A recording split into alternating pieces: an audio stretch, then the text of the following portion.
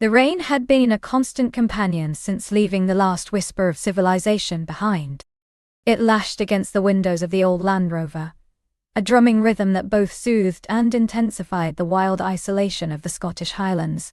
Ilara leaned her head against the cool glass, watching the world outside dissolve into a blur of grey, green, and swirling mist.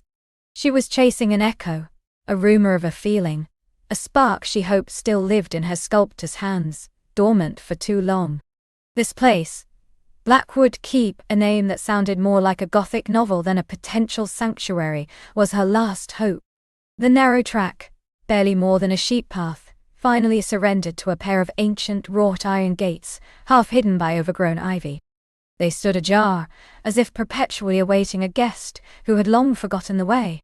Beyond them, a winding drive, slick with moss and puddles, disappeared into a tunnel of gnarled oaks.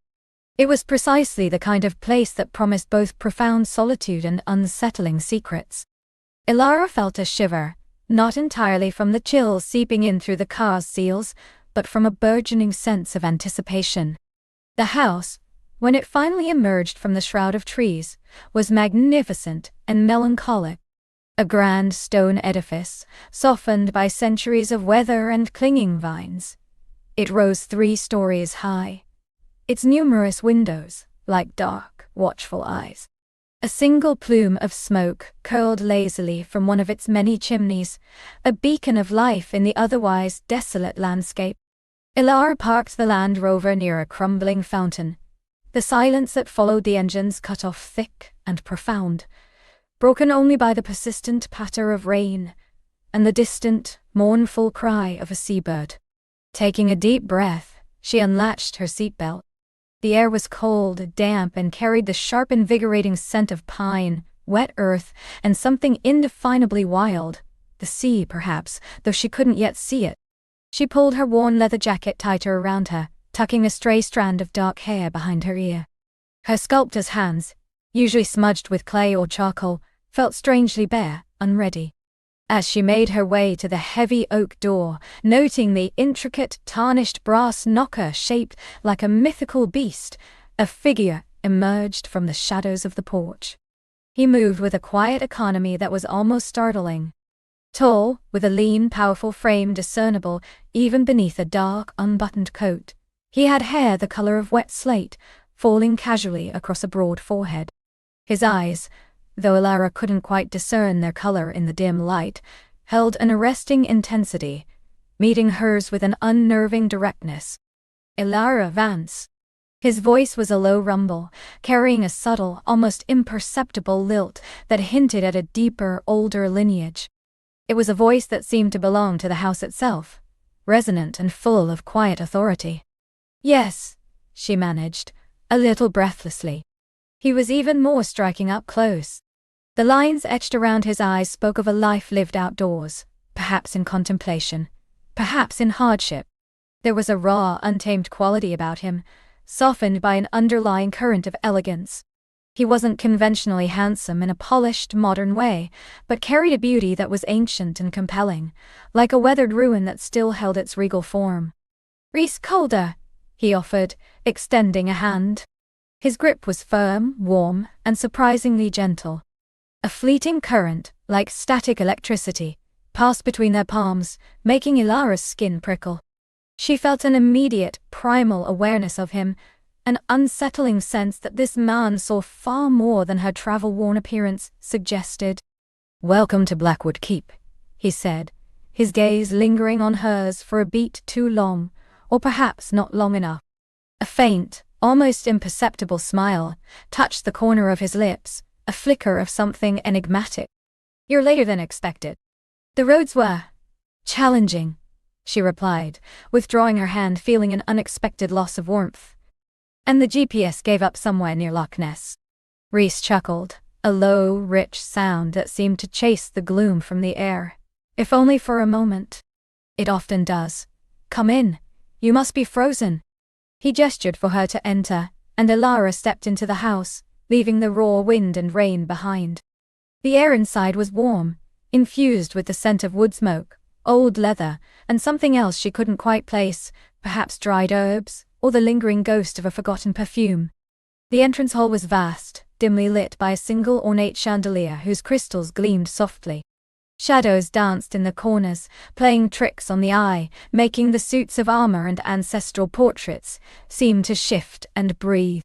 "Your studio is ready," Whis said, leading her further into the house. "And your room? I imagine you'll want to settle in, perhaps a hot bath, before dinner." "That sounds perfect," Elara murmured, her eyes wide, taking in the cavernous space. This was not a place of stark, modern lines, but a sanctuary of history and comfort. A grand staircase swept upwards, its banister dark and polished, hinting at generations of hands that had graced it. He led her through a labyrinth of dimly lit corridors, past towering bookcases filled with ancient tomes, and rooms that seemed to hold their breath, awaiting rediscovery. Each step brought a new layer of sensory detail. The soft yielding of Persian rugs beneath her boots, the faint creak of old floorboards, the subtle shift in temperature from one room to the next. Finally, they arrived at a room on the second floor, overlooking what she presumed was the wild expanse of the sea, though only a wall of grey mist was visible through the tall windows. It was a beautiful room, spacious and uncluttered, with a massive four-poster bed draped in heavy dark velvet. A fire crackled merrily in a stone hearth, casting a warm orange glow across the room. "The sea can be quite theatrical here," Whis remarked, following her gaze to the window. "Especially in winter. Sometimes it feels as though the entire world is just this house and the ocean." "It's breathtaking," Elara said, turning to him, a genuine smile gracing her lips for the first time since her arrival. "Thank you, Whis. This is truly beautiful." His eyes, she now saw, were the color of deep moss, flecked with gold, and they held an unreadable depth. When she smiled, his own expression softened almost imperceptibly, a brief flash of something akin to warmth. "I'll leave you to it then. Dinner is at 7. Just follow the scent of rosemary and garlic down the main hall." He left as quietly as he had appeared, leaving her alone in the comforting glow of the fire. Elara unpacked her small bag, the few clothes and sculpting tools feeling inadequate against the grandeur of the room. As she ran a bath, pouring in the fragrant oils she'd brought, she found herself replaying their brief encounter. Whis Calder was unlike anyone she had ever met. There was a stillness about him, a quiet power that was utterly captivating. And his eyes, they had held a silent question, a knowing that made her feel both exposed and profoundly seen. The hot water was a balm to her travel-weary muscles, the steam rising around her in fragrant clouds. She closed her eyes, letting the heat seep into her bones, trying to quiet the insistent hum of curiosity that Whis had ignited within her. She had come here for inspiration, for the raw, untamed beauty of the landscape, for the solitude. She had not come expecting to find another person who felt as ancient and compelling as the land itself. By the time 7 o'clock approached, Elara felt remarkably refreshed, dressed in a simple dark green dress that accentuated her pale skin and dark hair.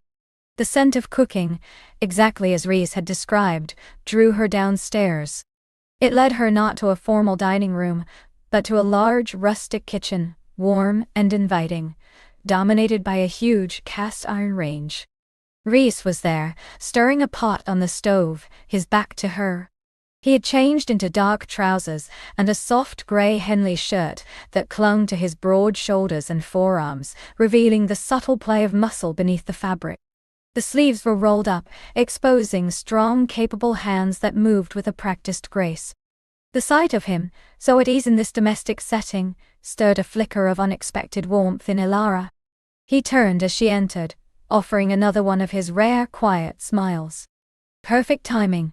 I hope you like lamb stew." "I love lamb stew," she confessed, feeling a lightness in her chest she hadn't felt in months.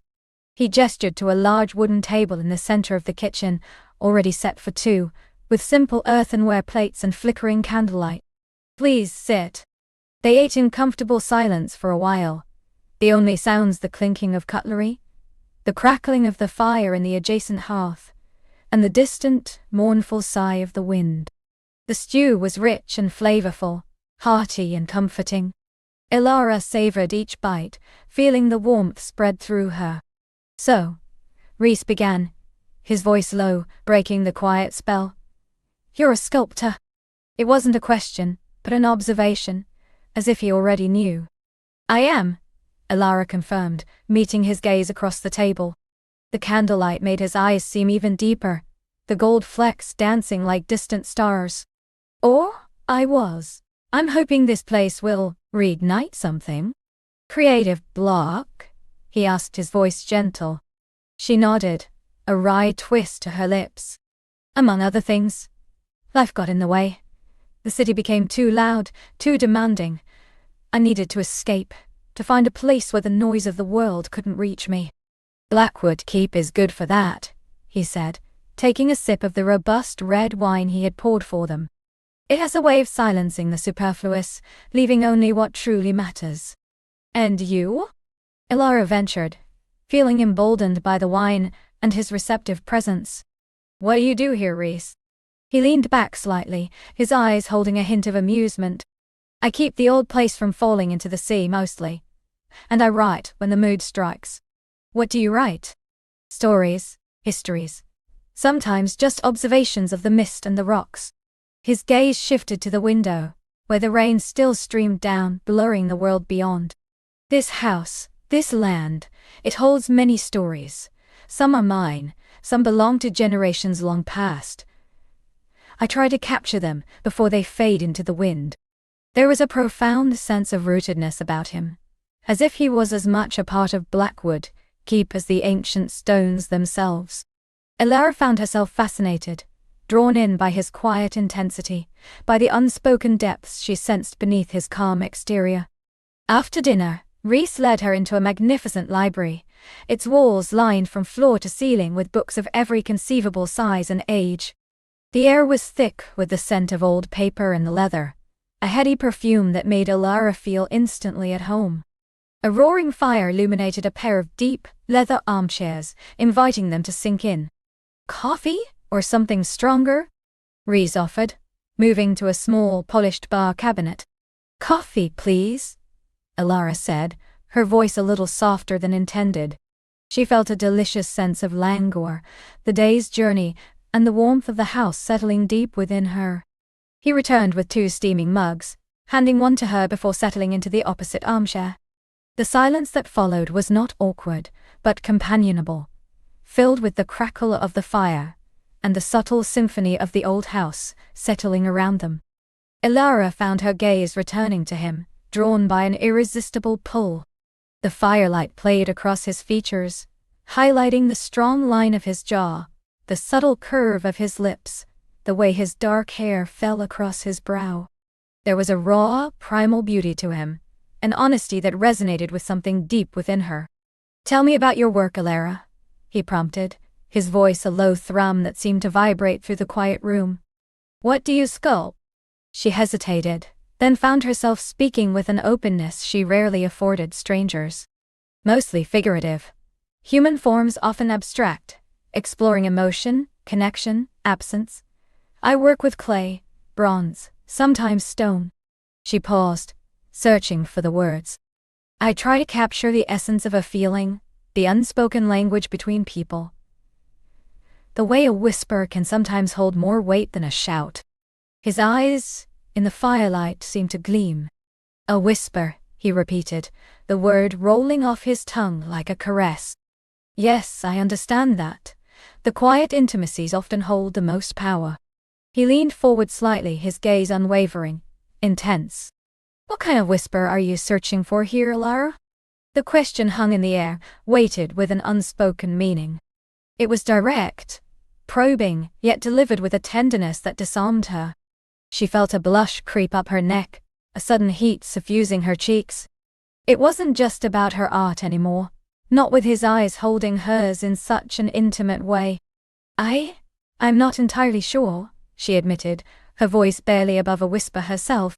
Perhaps the whisper of the wild, the ancient spirit of this place. Or perhaps she met his gaze, a daring spark igniting within her. The whisper of something new, something I haven't yet dared to imagine. His lips curved into that subtle, knowing smile again, and this time it held a hint of challenge, a promise. Blackwood Keep has a way of revealing such things. Sometimes it just takes the right ears to hear it. The air in the library seemed to thicken, charged with an unspoken current. Ilara felt a tremor pass through her, a delicious frisson of anticipation. She was acutely aware of his presence, the warmth radiating from him, the subtle scent of him, wood smoke, earth, and something uniquely masculine. Her senses were heightened, alive. The silence stretched between them, not empty, but full of unvoiced questions and burgeoning possibilities. The rain outside had lessened to a soft drizzle, but inside a storm of an entirely different nature was just beginning to gather. She felt a pull towards him, an undeniable magnetic force that defied logic or reason. This was not the solitude she had sought, but something far more potent, far more dangerous, and utterly captivating. Whis reached out, slowly, deliberately, and picked up a small, intricately carved wooden bird from the side table between them. His fingers, long and strong, traced the delicate lines of its wings, his gaze still fixed on hers. "There are many whispers in this house, Ilara," he said, his voice a low murmur, almost a caress. "Some are old, some are new, and some are just waiting to be heard." He placed the bird gently back down, his fingers brushing the table perilously close to her own. The unspoken invitation hung heavy in the air, a silent promise in the heart of the ancient keep. Ilara's breath hitched, a small involuntary sound lost in the vast silence of the room. Her gaze, caught in the dark depths of his, felt impossibly entangled, a silken thread drawing her closer, even as she remained perfectly still. His fingers, still resting on the polished wood near hers, seemed to radiate a warmth that seeped into her own skin, a phantom touch that made the fine hairs on her arm prickle. The air, already thick with the scent of aged paper and wood smoke, now vibrated with an electric charge, a tension so palpable it felt like a third presence between them. She wanted to speak, to break the spell, to ask what whispers he meant, what new secrets this house held, but the words seemed to have deserted her. Her throat felt dry, her heart beating a frantic rhythm against her ribs. She saw a flicker in his eyes, a knowing amusement, perhaps, or a reflection of her own burgeoning confusion. He didn't press, didn't move. He simply waited, allowing the moment to stretch, to deepen, to become an entity unto itself. Finally, with a slow, deliberate grace that seemed to amplify the silence, he withdrew his hand. The sudden absence of his warmth left a chill that was purely imagined, yet utterly real. He leaned back slightly, the movement barely perceptible, yet it created a small, almost imperceptible distance that made her ache for its immediate closure. "Many secrets are kept within stone walls, Ilara," he continued, his voice softer now, a velvet whisper that seemed to curl around her senses. "And many more are revealed in the quiet hours, when the world outside has surrendered to sleep." He rose then, not abruptly, but with a fluidity that spoke of innate power and control. He moved to the grand fireplace, where a low fire still glowed, casting dancing shadows across the ancient tapestries. His silhouette was long and lean against the flickering light, a study in quiet strength. "The keep itself breathes, you see," he murmured, his back still partially turned to her. "It has absorbed centuries of lives, of loves, of longing. It remembers." He picked up a heavy iron poker and gently stirred the embers, sending a shower of sparks spiraling upwards before settling back into a warm glow. The scent of burning oak intensified, comforting and primal. Ilara watched him, a knot of fascination and apprehension tightening in her chest. She felt a pull, an undeniable curiosity about this man and the world he inhabited. It wasn't just the grandeur of the keep, nor the mysteries he hinted at. It was him. The way his voice resonated, the intensity of his gaze, the quiet power he exuded. She found herself rising too, drawn by an invisible thread, moving towards him, towards the warmth of the fire. "What kind of whispers?" she asked, her voice a little breathy, a little bolder than she intended. She stopped a respectful distance from him, close enough to feel the radiant heat of the hearth, yet far enough to maintain a fragile boundary. He turned slowly, his eyes finding hers again, and this time there was a different light in them, a soft glow, like the embers themselves. "The whispers of anticipation," he said, his gaze dropping briefly to her lips, then rising back to her eyes. "Of stories yet untold. Of connections waiting to be forged." He extended a hand, not to her directly, but towards the mantelpiece. "Come, let me show you something that has heard many whispers." Her heart gave a little leap, a nervous flutter.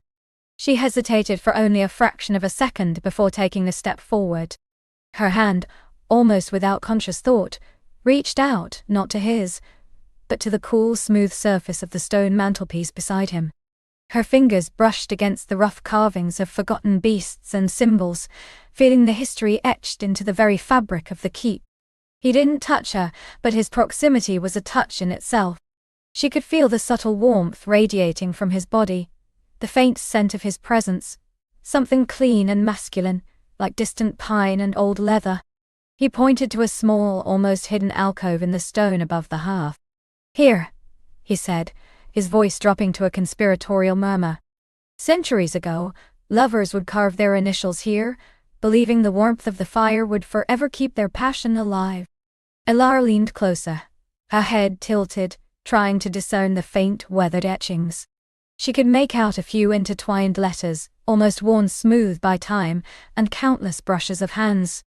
"Do you believe it?" she asked, her voice hushed.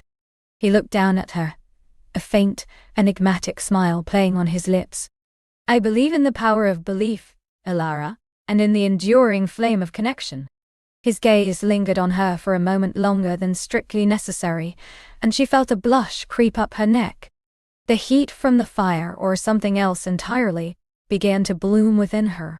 "This house, it's magnificent," she managed, trying to regain some composure, to shift the conversation away from the intensely personal.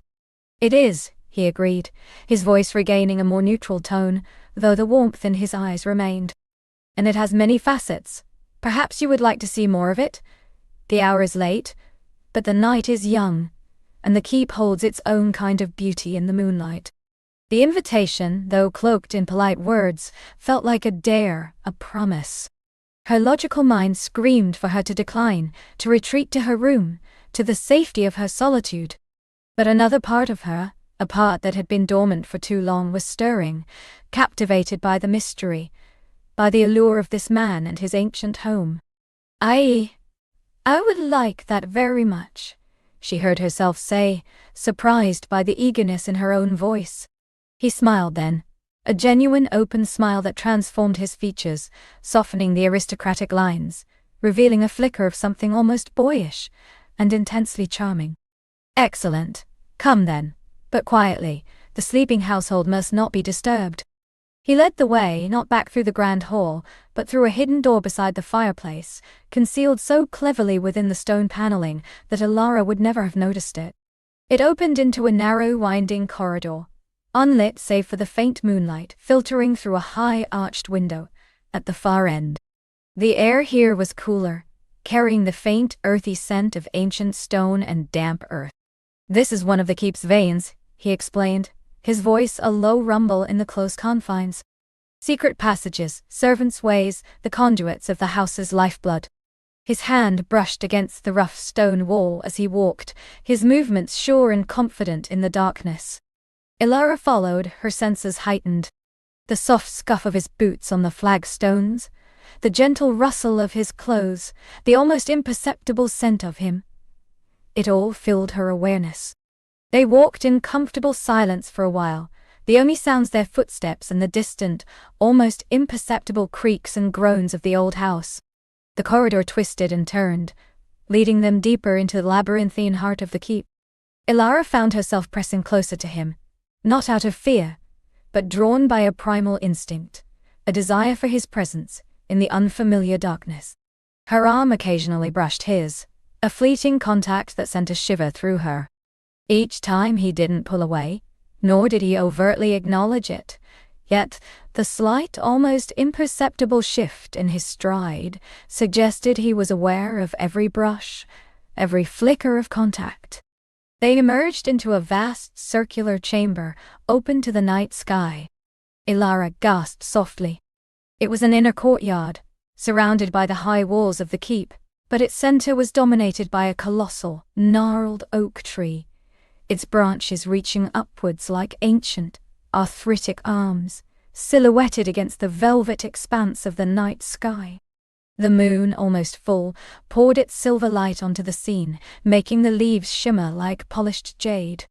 A low stone bench encircled the base of the tree. "The moon tree," he said, his voice imbued with a quiet reverence. "It has stood here for over 1,000 years, a silent witness to generations of my family. Many decisions have been made beneath its boughs, many vows exchanged." He gestured towards the bench. "Shall we?" They sat, a comfortable space between them on the cold stone. Yet the intimacy of the moment was undeniable. The air here was fresh and cool, carrying the scent of damp earth and the subtle, sweet perfume of unseen night-blooming flowers. The only sound was the gentle rustle of the oak leaves in the faint breeze and the distant hoot of an owl. "It's breathtaking," Ilara whispered, tilting her head back to gaze at the canopy of leaves, then up at the stars, which seemed impossibly bright through the gaps. "It is," he agreed, his voice closer than she expected. She turned her head slightly, and found him looking not at the tree, but at her, his profile illuminated by the moonlight. His eyes, in this light, seemed almost silver, reflecting the celestial glow. "You speak of vows," she ventured, remembering his earlier words. "Do you have a family of your own?" The question felt bold, perhaps too personal, but she couldn't stop it. She wanted to know more about the man beside her, not just the lord of the keep. He paused, his gaze drifting from her face to the ancient tree, then back again. "My family is the keep, Ilara," he said, his voice tinged with a faint melancholy. She hadn't noticed before. "My ancestors, my responsibilities, I'm the last of my line, at least for now." His words hung in the air, weighted with a quiet solitude. "And you?" he asked, turning the question gently back to her. "What of your family, your story?" Ilara felt a pang of unexpected sympathy. The grandeur of his world, the power he wielded, seemed to come with its own heavy burden. She found herself wanting to ease that burden, if only for a moment. "My story is far less grand," she began, her voice softer now, more vulnerable. "I come from a small village, far to the west. My parents were scholars, much like myself, but content with their quiet lives, their books, their garden. I lost them both within a year of each other, some years ago." She paused, a familiar ache surfacing. "Since then, it has mostly been me and my work, libraries and research, the comfort of ancient texts." He listened intently, his gaze unwavering, and she felt a strange sense of ease, of being truly heard. "A quiet life, then, dedicated to knowledge," he mused. "But what of passion, Ilara? What stirs the heart beyond the turning of a page?" The question, so direct, so intimate, took her by surprise. Her cheeks flushed in the moonlight. She searched for an answer, for a witty retort, but found only the raw truth of her own unspoken longings. I suppose I haven't sought it," she admitted, her voice barely a whisper. "Or perhaps I haven't found it. My world has been one of intellect, of order. Passion seemed a distraction."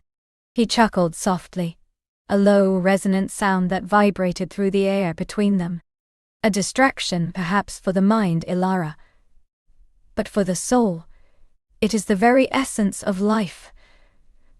The fire that warms the blood, the melody that stirs the spirit." He shifted slightly on the bench, turning more fully towards her, his knee almost brushing hers. "Do you truly believe a life without passion can ever be truly lived?" His proximity, his words, the intoxicating scent of him, were weaving a spell around her. She felt a delicious tremor run through her. I don't know," she confessed, her voice barely audible. I suppose I've never considered it in such terms.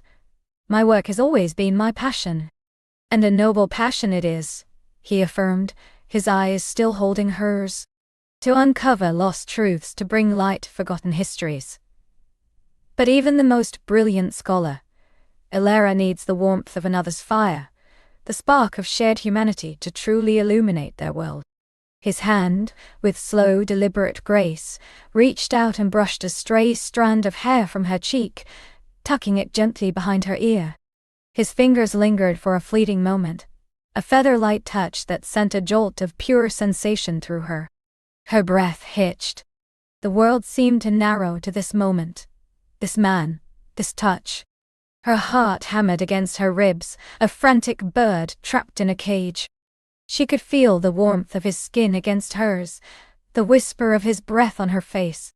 Her senses were overwhelmed, the moonlight painting his strong features, the scent of him, the feel of his touch, however brief. Perhaps, she whispered, her voice trembling slightly. Perhaps I simply haven't found that spark yet. His thumb, still near her ear, very gently traced the delicate curve of her jawline, a touch so tender, so tentative, yet so utterly potent. Or perhaps, he murmured, his voice now a low, intoxicating purr, it has simply been waiting for the right moment. The right place, the right person. His gaze dropped to her lips, and Ilara felt an answering tremor deep within her. The air was thick with unspoken longing, with a yearning that had been dormant for so long, now awakening with a fierce, intoxicating intensity.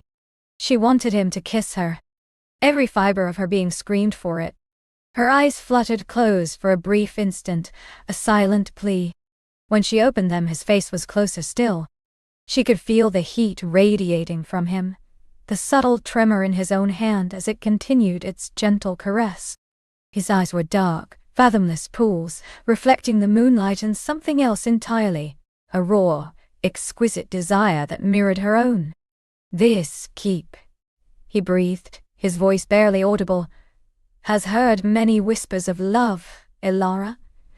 And tonight, it seems to be whispering to us. He leaned in, slowly, giving her every opportunity to pull away, to break the spell. But she didn't. She leaned in too, her lips parting slightly in anticipation. Her eyes, wide and luminous, remained fixed on his, a silent invitation, a desperate plea. His lips, when they finally met hers, were soft and warm, a tentative exploration that sent shivers racing down her spine. It was a kiss of exquisite gentleness, a question rather than a demand. It tasted of moonlight and ancient secrets, of unspoken promises and burgeoning hope. She responded instinctively, her own lips parting further, allowing the soft pressure of his to deepen, to become more confident. His hand left her jaw, moving to cup her cheek, his thumb stroking softly, sending waves of pleasure through her. The kiss deepened, slowly, exquisitely. There was no rush, no urgency, just a profound, sensual connection that seemed to bypass all her defenses, all her carefully constructed walls. She felt herself melt into him, into the moment, her hands instinctively rising to rest on his forearms, feeling the hard warmth of his muscles beneath the soft fabric of his shirt. The kiss was everything she hadn't known she was craving. It was tender and seeking, full of a quiet passion that promised so much more. It was a conversation without words, a revelation of desires long suppressed. She felt a deep, resonant hum through her entire being, a warmth spreading from her lips through her chest, down to her very core.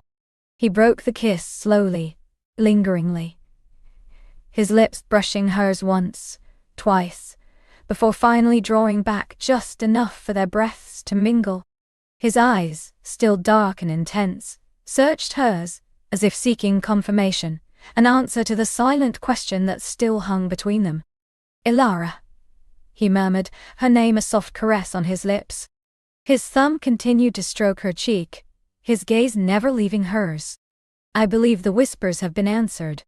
She could only nod, breathless, lost in the intoxicating haze of the moment. Her heart was still pounding, a frantic drumbeat against her ribs, but it was a joyful, exhilarating rhythm. He smiled, a slow, knowing smile that made her heart flutter even more. "The hour truly is late now, my scholar. Even the most ardent seeker of truth must eventually rest." He gently took her hand, his fingers intertwining with hers, a firm, comforting grip. "Come, I will lead you back to your chambers." The walk back through the hidden passages felt entirely different now. The darkness was no longer merely unfamiliar. It was filled with the lingering echo of their kiss, with the unspoken electricity that still crackled between them. His hand in hers was a constant, warm presence, a tether connecting her to this new, exhilarating reality. She was acutely aware of every brush of their arms, every subtle shift in his stride, the gentle pressure of his fingers. He didn't speak, nor did she. The silence was not empty, but full, brimming with shared understanding, with anticipation. They passed through the concealed door, emerging back into the grand hallway, now even darker, lit only by the faint glow filtering from the distant windows. The air here was cool and still, a stark contrast to the warmth that still bloomed within her. He led her to the door of her chamber, stopping before it. He released her hand, but his fingers lingered, tracing the delicate lines of her palm before finally letting go. The sudden absence of his touch left a ghost of warmth, a phantom ache. "Sleep well, Ilara," he said, his voice a low, husky whisper that sent another shiver down her spine. His eyes held hers for one last, intense moment, a silent promise hanging in the air between them. "May your dreams be inspired." He didn't wait for a reply, but turned and walked away, his footsteps echoing softly down the long corridor, disappearing into the shadows. Ilara watched him go, a profound sense of wonder and longing settling over her. She pushed open the door to her room, the familiar space now seeming unfamiliar, imbued with the echoes of the night's events. The moonlight streamed through the tall window, illuminating the ancient furnishings, the heavy velvet drapes. She walked to the window, leaning her forehead against the cool glass, looking out at the darkened courtyards, the ancient stones of the keep. Her fingers went to her lips, tracing their outline, still feeling the ghost of his kiss. Her heart was still racing, her mind a dizzying whirl of sensations and emotions. The scholar in her, the woman of logic and reason, was utterly bewildered, yet undeniably thrilled. She had come to the keep seeking ancient texts, forgotten histories. She had found him. She slowly began to prepare for bed, her movements unhurried, her mind replaying every word, every glance, every touch. She slipped out of her gown, letting it fall in a silken pool around her feet. She moved to the washing basin, splashing cool water on her face, trying to calm the fervent beat of her pulse. But even the cool water couldn't extinguish the fire that had been lit within her. She donned her nightgown, a soft, flowing garment of fine linen, and climbed into the large, comfortable bed. The sheets were cool and crisp, but she felt a delicious warmth radiating from within. She lay on her back, staring up at the canopy, her thoughts consumed by him. The whispers.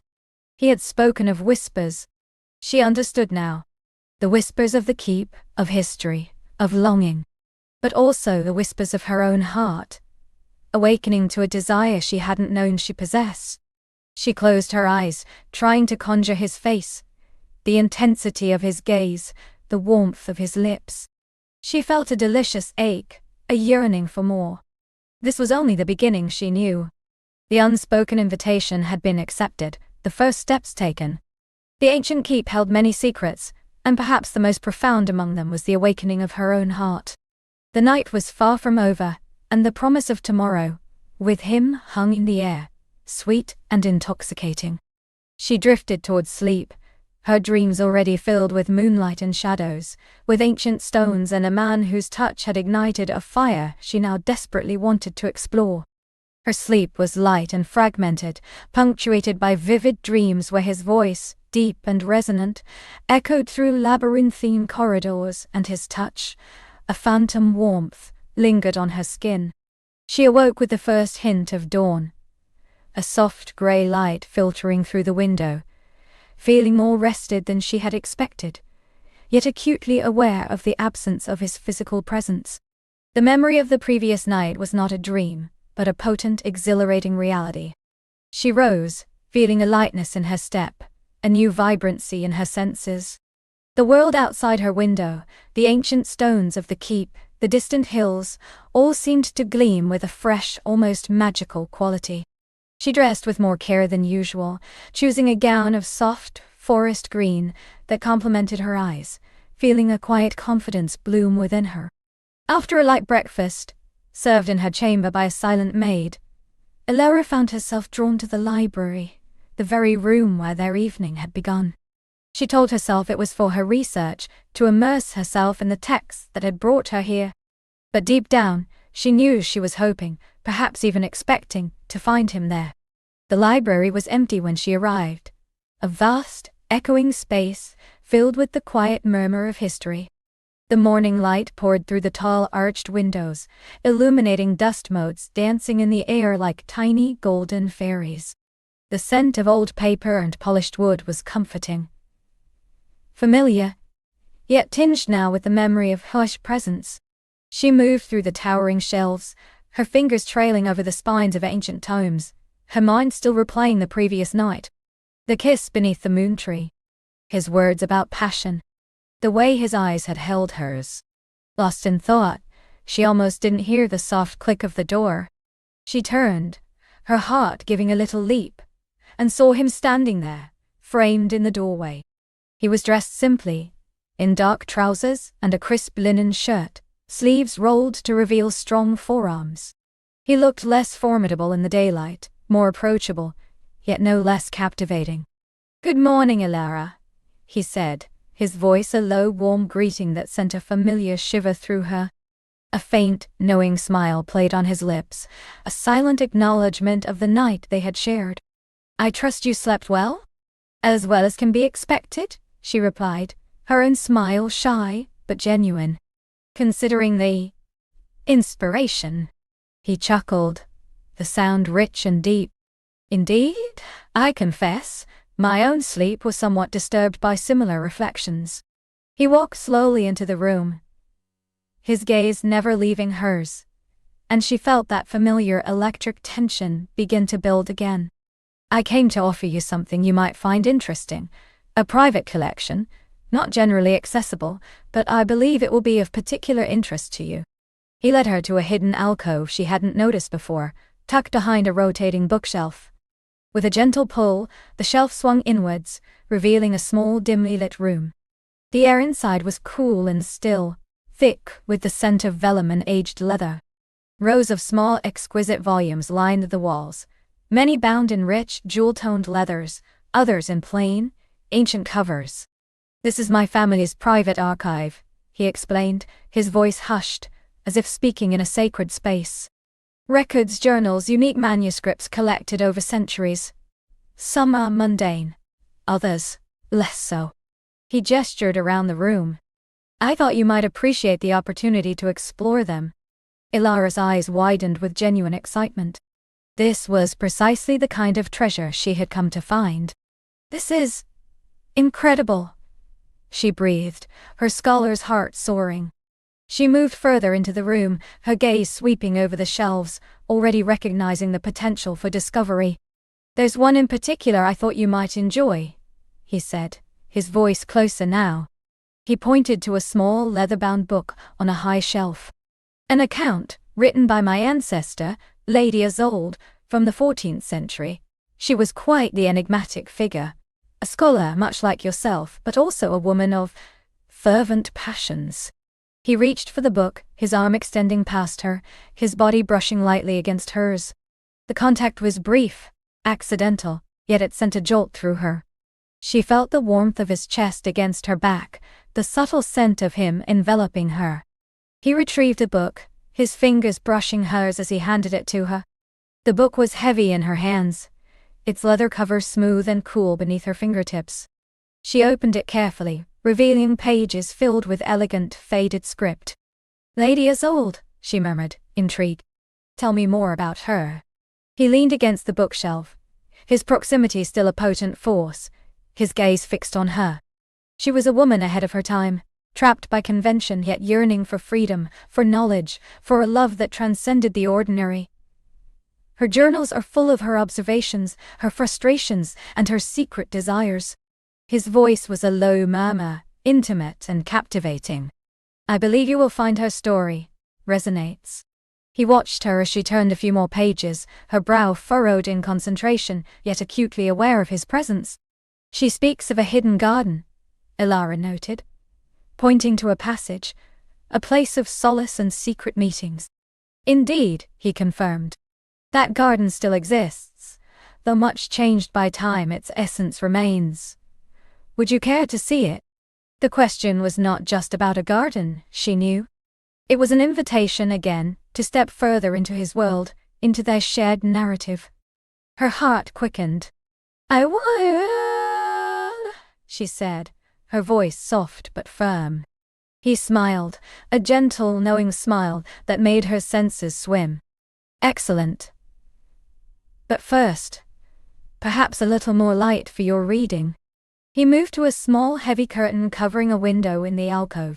With a theatrical flourish, he pulled it back, revealing a shaft of sunlight that streamed into the room, illuminating the ancient volumes in a warm golden glow. The light caught the dust motes again, making them shimmer, and for a fleeting moment, Ilara felt as though she had stepped into a dream. The air, once cool and still, now felt warmer, alive. There, he said, turning back to her, his eyes sparkling in the newfound light. Now you can truly see the secrets these pages hold. His gaze dropped to the book in her hands, then back up to hers, a silent, profound understanding passing between them. The secrets in the book, the secrets of the keep, and the secrets that were just beginning to unfold between them, were all intertwined, waiting to be discovered. The day had just begun, and with it, the promise of a deeper exploration of both history and the thrilling landscape of their own burgeoning connection. The day had just begun, and with it, the promise of a deeper exploration of both history and the thrilling landscape of their own burgeoning connection. Ilara's fingers, still tingling from the faint warmth that had emanated from Julian's hand, trembled slightly as she carefully opened the ancient tome. The supple leather cover, now fully visible in the soft glow, felt alive beneath her touch. Inside, the pages were not parchment, but something finer, almost translucent, like spun moonlight. As she turned the first page, a breath caught in her throat. It was not merely text. Each page was a tapestry of intricate symbols, shimmering constellations, and delicate, flowing script that seemed to shift and dance before her eyes. The illustrations were breathtaking, celestial maps that pulsed with an inner light, figures of ancient beings with eyes of starlight, and sweeping landscapes of impossible beauty. It was a chronicle not written with ink, but woven with magic and memory. It's alive, she whispered, a sense of wonder washing over her. Julian leaned closer, his scent, old books, damp earth, and something uniquely masculine, enveloping her. It remembers, and now it shares. His finger, warm and firm, traced a symbol on the page, a spiral of stars. This is a record of the keep, Ilara. Not merely its stones, but its purpose, its song. As his finger moved, the symbol on the page brightened, and a faint hum vibrated through the book, into her hands, and up her arms.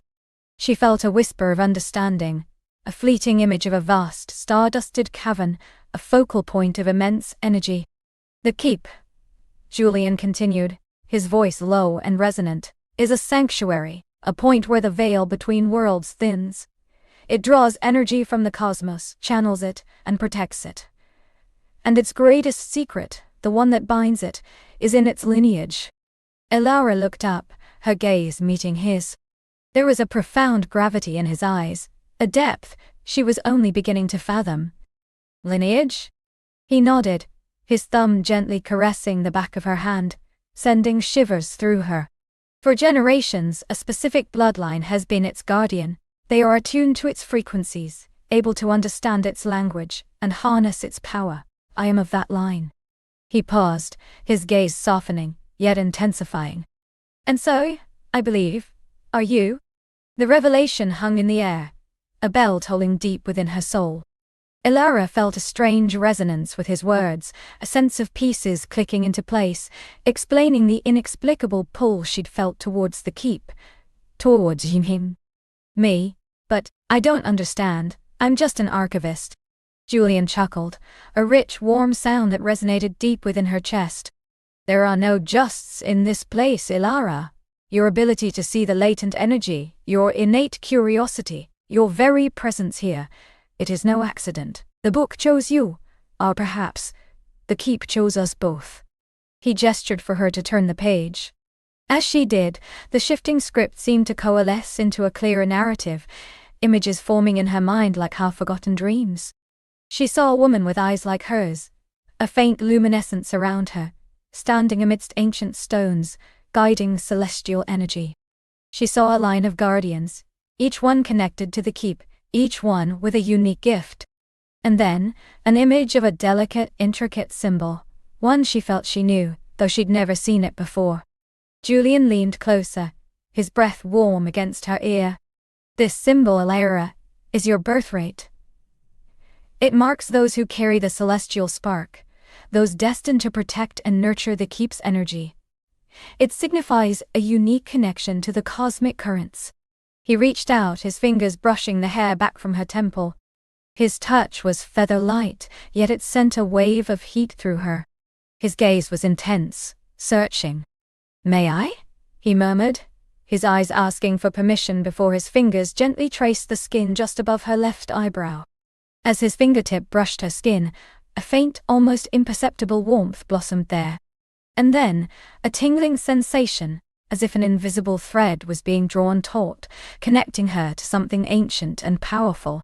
In the polished reflection of the dark wooden table, she saw it, a tiny, shimmering mark, like a faint silver comet tail, just visible on her temple. It was the symbol from the book. Ilara gasped, touching the spot herself.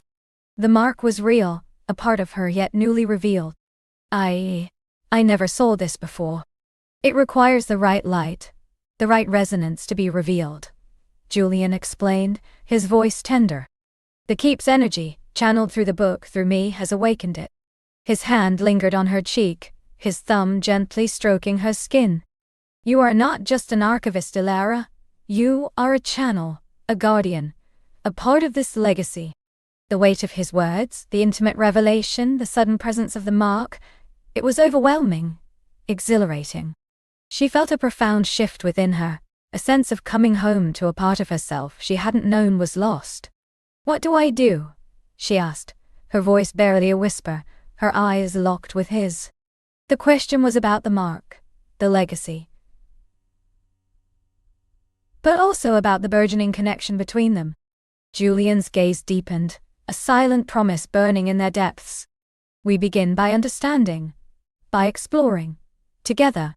He straightened, a faint smile playing on his lips. But first, perhaps a more earthly sustenance. You must be famished.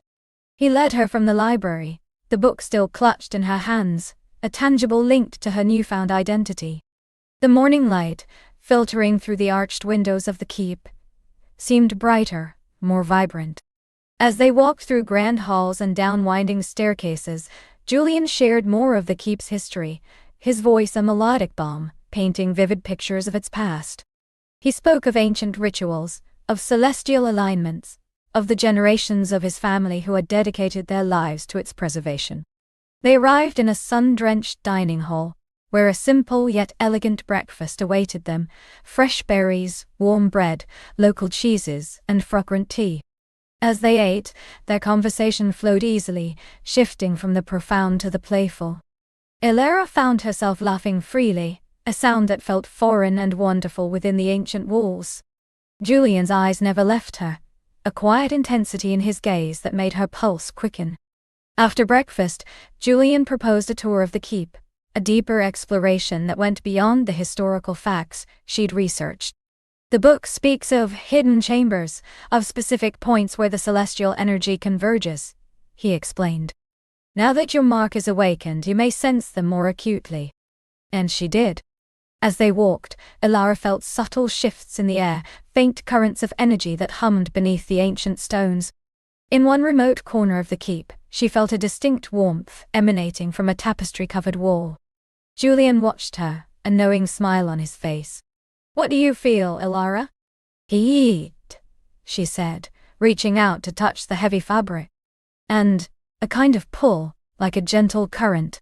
He reached past her, pulling aside the tapestry to reveal a hidden door, almost invisible against the stone. "Excellent. The keep sings to you." Beyond the door lay a narrow winding passage, cool and damp. Julian offered her his hand. Her fingers brushed his, a spark igniting between them, and their hands intertwined naturally. His grip was firm, reassuring, and she felt a thrilling sense of anticipation. The passage opened into a small circular chamber, lit by an ethereal, pulsating light that seemed to come from the very stones themselves. In the center stood a pedestal, and upon it, a single exquisite crystal swirling with inner light. "This is one of the keep's hearts," Julian murmured, his voice hushed with reverence. "It resonates with the celestial energies, amplifying them, channeling them into the keep's protective shield." As they approached the crystal, Ilara felt the energy intensify, a gentle hum vibrating through her very bones. The mark on her temple tingled, and she felt an urge to touch the crystal. Julian nodded, sensing her impulse. Her fingers brushed the cool, smooth surface. A jolt, not of pain, but of pure, exhilarating energy, coursed through her. Images flashed in her mind, distant nebulae, swirling galaxies, the vast, silent expanse of space. She saw the keep from above, a tiny beacon of light on a dark landscape, drawing in celestial threads. She saw Julian, standing sentinel, a figure of strength and solitude. And then, she saw herself, standing beside him, her hand linked with his, a shared light emanating from them both.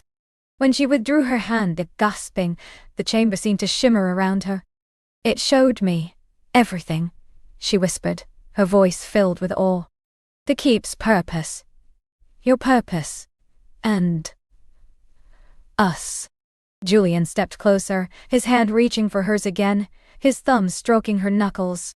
"The keep binds those who are meant to be bound, Ilara. Not just to its stones, but to each other.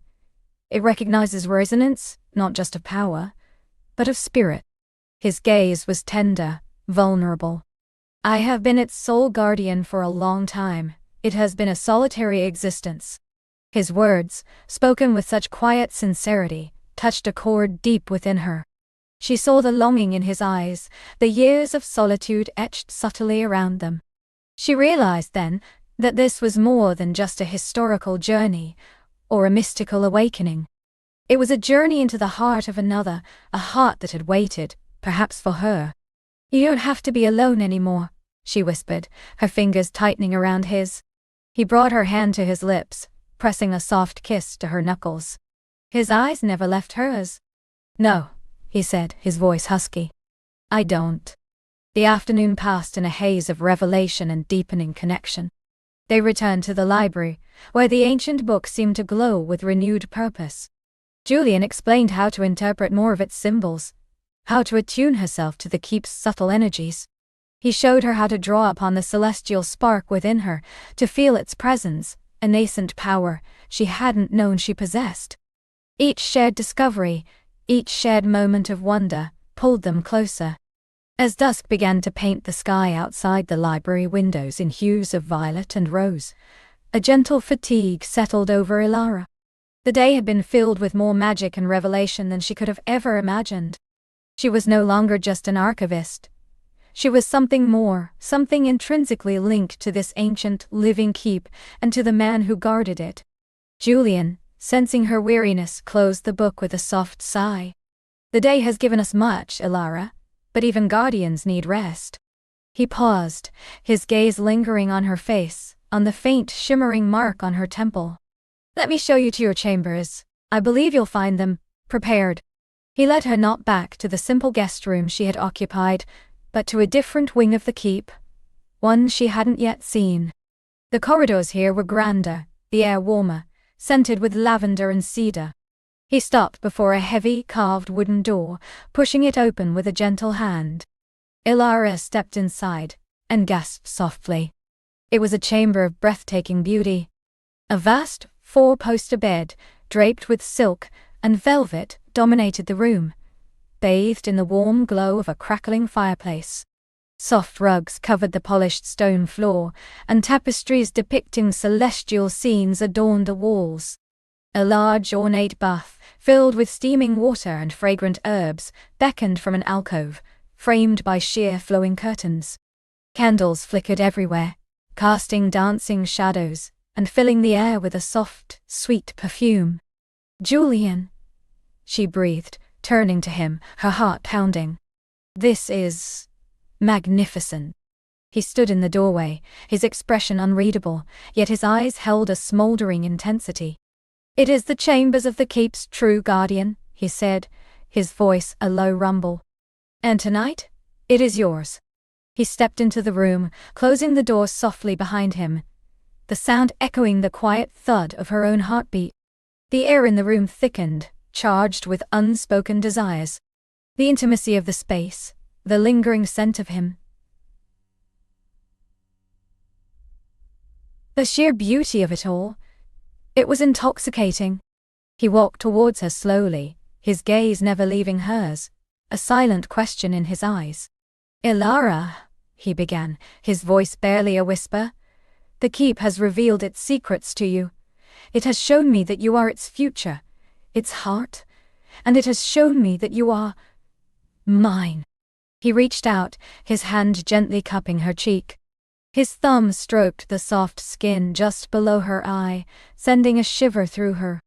"I have waited a lifetime for this connection for you." Her breath hitched in her throat. His touch, so tender yet so firm, ignited a fire within her that had been smoldering all day. She leaned into his touch, her eyes fluttering closed for a moment, savoring the sensation. When she opened them, his face was close, his eyes dark pools of desire and tenderness. "And I," she whispered, her voice trembling. "I feel as though I've waited a lifetime for this too." He lowered his head, his lips hovering just above hers. The anticipation was exquisite, a sweet torment. She could feel the warmth of his breath, the faint tremor in his hand. "May I, Ilara?" he asked, his voice raw with emotion, seeking her full consent even now. She didn't answer with words. Instead, she rose on her tiptoes, pressing her mouth against his, initiating the kiss she had yearned for since the moment she'd first seen him. His lips were soft at first, tentative, then deepened with an urgency that matched her own. It was a kiss that tasted of ancient magic, of long-held longing, of destiny finally realized. His arms wrapped around her waist, pulling her flush against his hard body, leaving no doubt of his desire. Her hands found their way to his shoulders, then tangled in the soft hair at the nape of his neck, pulling him closer still. The kiss deepened, becoming more passionate, more demanding. His tongue traced the seam of her lips, and she opened to him willingly, inviting him in. His taste was intoxicating, a blend of wildness and warmth that utterly consumed her. She felt herself melt against him, her body arching into his, responding instinctively to his touch. He broke the kiss, pulling back just enough to gaze into her eyes, his chest heaving. "Ilara," he breathed, his voice thick with emotion. "You are everything I have dreamed of, and more." He kissed her again, slower this time, a promise in the lingering press of his lips. Then, with infinite tenderness, he lifted her into his arms. She gasped, wrapping her legs around his waist, her arms around his neck, utterly trusting him. He carried her towards the magnificent bed, his eyes never leaving hers, a silent conversation passing between them. He laid her gently on the silken sheets, the warmth of the fire playing over her skin. He knelt beside the bed, his gaze reverent as he reached out to unbutton the simple tunic she wore. His fingers were deft, brushing against her skin with an exquisite lightness that made her shiver with delight. One by one the buttons gave way, revealing the soft curve of her collarbone, the delicate swell of her breasts. She watched him, her eyes wide with desire, her heart pounding a rhythm against her ribs. When the tunic was open, he pushed it gently from her shoulders, letting it fall away to reveal the lace camisole beneath. His eyes lingered on her, dark and appreciative. "You are beautiful, Alara," he murmured, his voice husky. He traced the delicate lace of her camisole with a feather-light touch, sending a fresh wave of heat through her. "But the true beauty is within, the light that shines from your soul." He leaned in, pressing a soft kiss to the hollow of her throat, then lower, along her collarbone, each kiss a slow, deliberate exploration that left a trail of fire in its wake.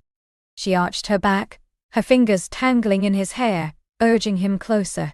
He shed his own clothes with an economy of movement, revealing a body that was sculpted and strong, honed by years of living within the keep's demanding embrace. His skin was warm, his muscles taut, and the sight of him, illuminated by the firelight, took her breath away. He returned to her, his body pressing against hers, skin to skin. The shock of his warmth, the electric current that passed between them, made her gasp. He kissed her again, deeply, passionately, his hand tracing the curve of her hip, moving slowly upwards, beneath her camisole, until his fingers found the soft skin of her waist. His touch was exquisite, a dance of tenderness and burgeoning passion. He caressed her gently, his touch sending shivers through her as he explored the contours of her body. He moved slowly, deliberately, giving her time to savor each sensation, to meet his desire with her own. "Tell me what you desire, Alara," he whispered against her lips, his voice raw with need. "You," she breathed, her voice thick with emotion. "Only you." He took her words as an invitation, deepening the kiss, his hand moving to cup the gentle curve of her breast. A soft moan escaped her lips as his thumb brushed against her nipple, sending a jolt of pleasure through her. He suckled gently at her neck, then moved his lips lower, tracing a path down her throat, to her collarbone, and then, with exquisite tenderness, to her breast. She cried out softly as his mouth closed over her, a wave of pure sensation washing over her. He worshipped her with his lips and tongue, drawing forth a pleasure so intense it bordered on pain. Her body arched, her fingers digging into his shoulders, as she abandoned herself to the exquisite sensations he was evoking. He moved slowly, deliberately, teasing her, building the tension, making her crave his touch, his presence, with an unbearable intensity. He moved his body against hers, letting her feel the full extent of his desire, a powerful, insistent throb against her. When she was breathless, trembling with need, he moved between her legs, gently parting them. His gaze, dark and passionate, met hers. "Are you ready, my guardian?" he asked, his voice a low rumble that vibrated through her. She nodded, unable to speak, her eyes shining with unshed tears of desire. He entered her slowly, with a reverence that touched her soul. She gasped, feeling him fill her, stretch her, become a part of her. It was a sensation of profound completion, of two halves finally uniting. He paused, allowing her body to adjust, his eyes searching hers for any sign of discomfort. But there was only pleasure, only an overwhelming sense of rightness. She wrapped her legs around his waist, pulling him closer, urging him deeper. He responded, beginning a slow, rhythmic movement that quickly escalated into a dance of pure passion. They moved together, a symphony of sighs and whispers, of skin against skin, of hearts beating as one. The firelight flickered, casting long shadows that danced on the walls, mirroring the ancient magic that flowed between them.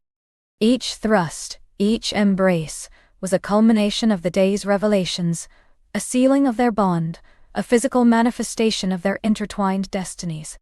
The world outside the keep faded away. There was only Julian, only Alara, only the raw, exquisite pleasure that built and built, drawing them higher and higher. She felt the celestial spark within her flare, a brilliant light that merged with his, creating an energy that pulsed through the room, through the keep itself.